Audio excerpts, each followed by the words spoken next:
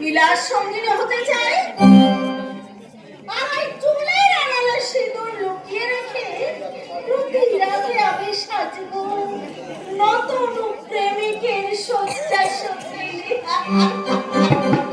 সহধর্মিনী না হতে পারলে সহধর্মী হওয়া যায় না ববি।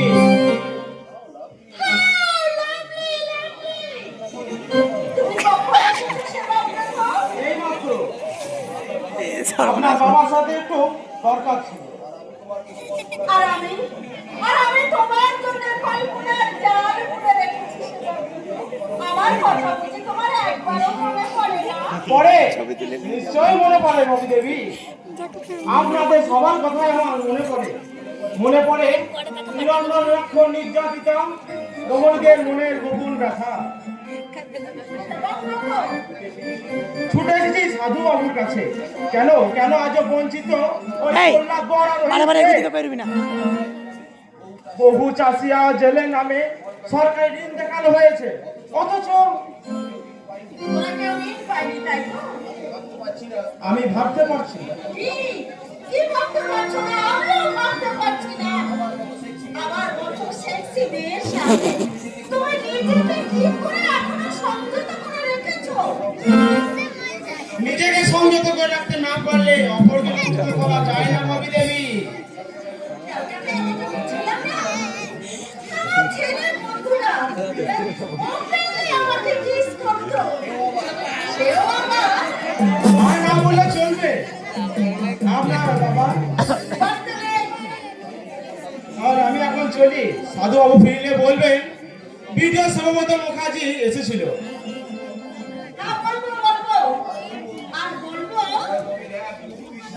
তোমার গভীর এক মুখ তৃষ্ণা ভিডিও গ্রহণ করেনি না। বেবি নয় ডিয়ার, বেবি নয়, বড় কবি।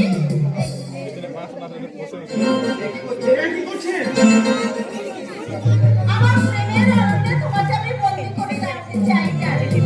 I love you darling.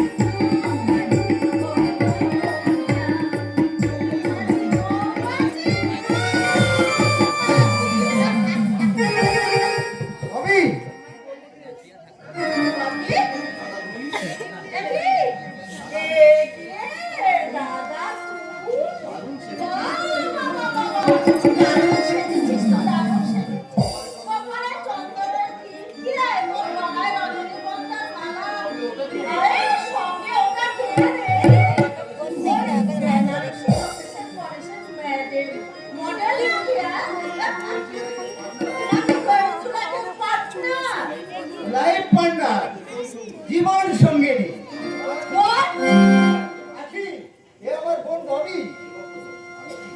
সর্বনাশ করে বাড়িতে জানাবার সময় পাইনি। আপনার পছন্দের তারিফ না করে পারছি না। দেখে মনে হচ্ছে সদ্য বাগান থেকে তুলে আনা রক্ত গোলাপ। সেবাব্রত, বড় বেশি কিন্তু তুমি বলে ফেলছো সেবাব্রত। আর বাপের অনুমতি না নিয়ে বিয়ে করে তুই খুব অন্যায় করেছিস দাদা। সেটা তো আমি আগে স্বীকার করেছি রে বোন। বাবা নিশ্চয় আমার এই অন্যায়কে ক্ষমা করবেন, কারণ আখিকে আমি ভালোবেসে বিয়ে করেছি। এসো আখি। দাও! ওর সাহসে তুমি একটা ছোট লোক ভিখারির লোককে বিয়ে করেছো। কার হুকুমে? বাবা, একটা শিডিউল কাস্টের মেয়েকে বিয়ে করতে তো লজ্জা হলো না রে দাদা? আমি Shut up! তোকে দাদা বলে পরিচয় দিতে না আমার লজ্জা হচ্ছে, লজ্জা। দাদা খেয়ে কিন্তু দাদা রে। লজ্জা হইতিস না, তবে তোদের ওই পরিচয় বেঁচে থাকাচ্ছে মরণ অনেক ভালো রে, অনেক ভালো। সাধু সামন্তের মাথা তুমি হেড করে দিয়েছো। তোমার মাথা যাতে হেট হয় সেরকম কাজ আমি কিছু করিনি বাবা। আখি ভদ্র, শিক্ষিত, তবে তবে বড্ড গরিব।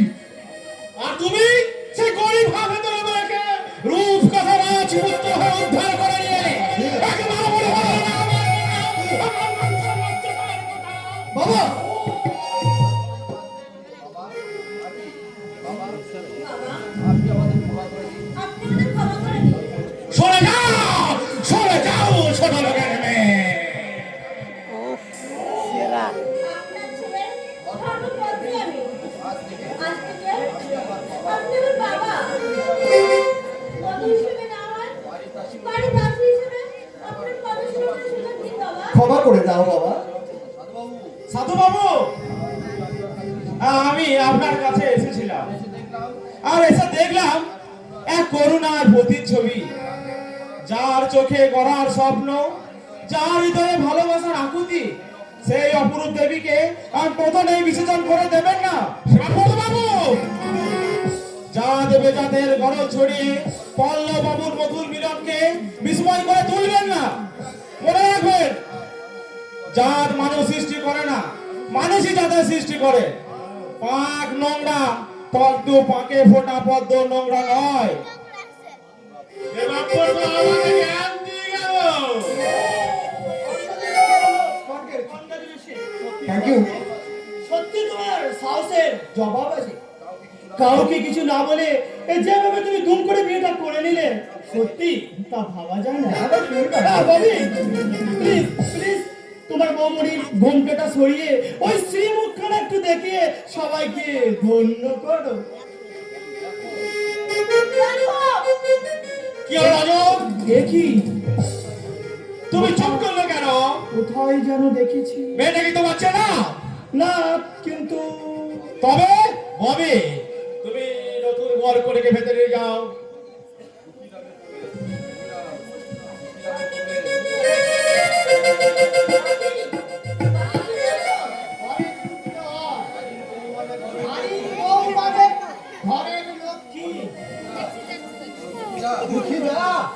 আমার দাদা বাবু বিয়ে করে বউ নিয়ে ঘরকে এলো, অথচ বাকেও বউকে বরণ করতে এলো নি। এই চাকর দুঃখীরা থাকতে না পেরে ছুটে এসে শাক বাজিয়ে ঘরের বউকে বরণ করে ঘরে তুলতে। চাকর বলে নিজেকে ছোট করো না দুঃখীরা। তাতে তাতে তোমার চেয়ে আমি বেশি দুঃখ পাবো, কারণ তোমার কর্তব্য জ্ঞান অনেক ওই ভদ্র বাবুদের লজ্জা দেবে।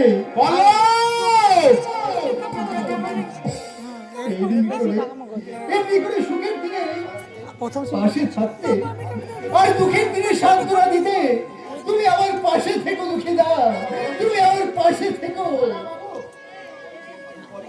বলো।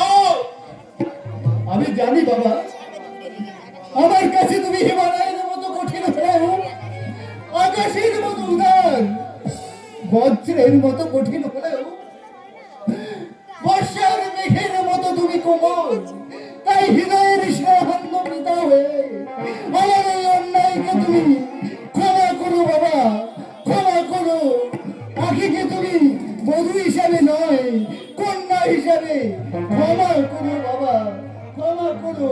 তাকে তুমি মেনে নাও বাবা, তাকে তুমি মেনে নাও। তুমি নতুন বল কনেকে ঘরে নিয়ে যাও। ববি, তুমি স্ত্রী আসার ব্যবস্থা করো, নতুন বল কনেকে ঘরে নিয়ে যাও। এসো গো দাদা বাবু, এসো গো বৌদি বলি, এসো। এই দুঃখীরাও তোমাদের ঘরে নিয়ে যাবে, এসো। তাই তো আমি দাদা বাবুকে কোলে পিঠে করে মানুষ করেছি, তাই এই আনন্দে আমি ভোর প্রাণ খুলে আসবো। আবার দাদা বাবুর দুঃখে চোখের জলে মুখ ভাসাবো। এসো, এসো গো। চলো দুঃখীরা, চলো, চলো আমরা ভিতরে যাই।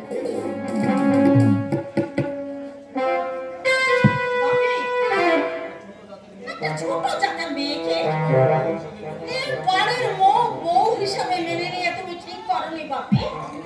সামনে পঞ্চায়েত নির্বাচন, এই সময় ঘরের ছেলে বউকে ঘর ছাড়া করলে ওই জনগণের কাছে আমাকে হেয় প্রতিপন্ন হতে হবে রে মা। তাই আমার কাজ করতে হবে। ওই যদি সব অথচ লাঠিও লাগবে না। কেমন করে সীতারাম চন্দ্রকে বনবাসে পাঠাতে ওই মেয়েটাকে পতিতালয়ের সামনে দাঁড়িয়ে থাকতে দেখেছি, তাই এই সমাজ সংসারের নিরাপত্তার জন্য ওই মেয়েটার রক্ত পরীক্ষা করার প্রয়োজন আছে।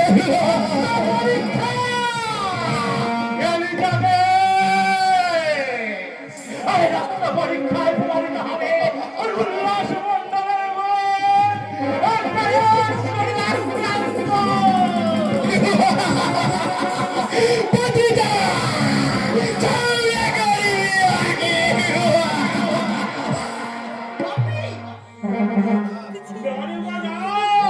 আমার কথা নয় রে মা।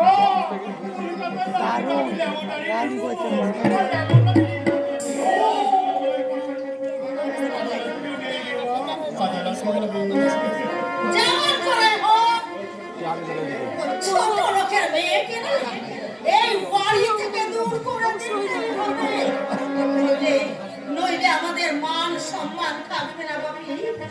যে মেয়ের জন্য আমাদের বংশ মর্যাদা কি জানো সব কচি পথের ধুলোয় গড়াগড়ি খাবে। আমি চাই সেই মেয়েটাকে এই বাড়ি থেকে তাড়িয়ে দিতে। ব্যাস, কখনোই হতে পারে না। ব্যাস, my name is Bobby। ওই ছোট লোকের মেয়েকে ওই ঘৃণা করাটাই আমার একমাত্র হবি। তুমি যেমন করে পারো রক্ত পরীক্ষার ব্যবস্থা করো। কিন্তু আমার বিরুদ্ধে চক্রান্ত করে উল্লাস হচ্ছে। আমার বিরুদ্ধে চক্রান্ত করে উল্লাস করে আমি হাসতে পারবো না। আমি বলাটি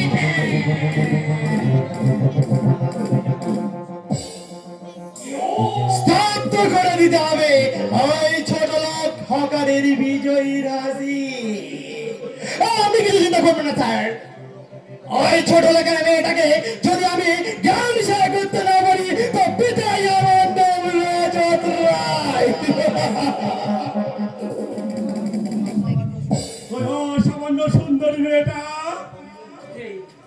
এই গরিবের বোন বাবু। কে তুই? আগে আমি আখির বড় ভাই। এখানে কি চাস? বড় দাই থেকে পল্ল বাবাকে উদ্ধার করেছে। সেই জন্য শুধু আপনার কাছে নয়, আপনাকে চিরকৃতজ্ঞ বাবু। বামন হয়ে চাঁদে হাত দেওয়ার ফল কি হতে পারে জানিস বাবু? তোর মতো চারটা চার ওখানে সাহস হয় কিভাবে বাবু ওই পল্লবের সাথে তোর নিজের মনের বিয়ে দিস? বাবু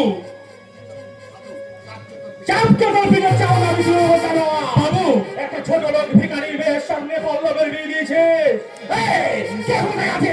জানাই করে বলে বল, বাবু কেন পল্লবের সাথে নিজের বোনের বিয়ে দিচ্ছে? বাবু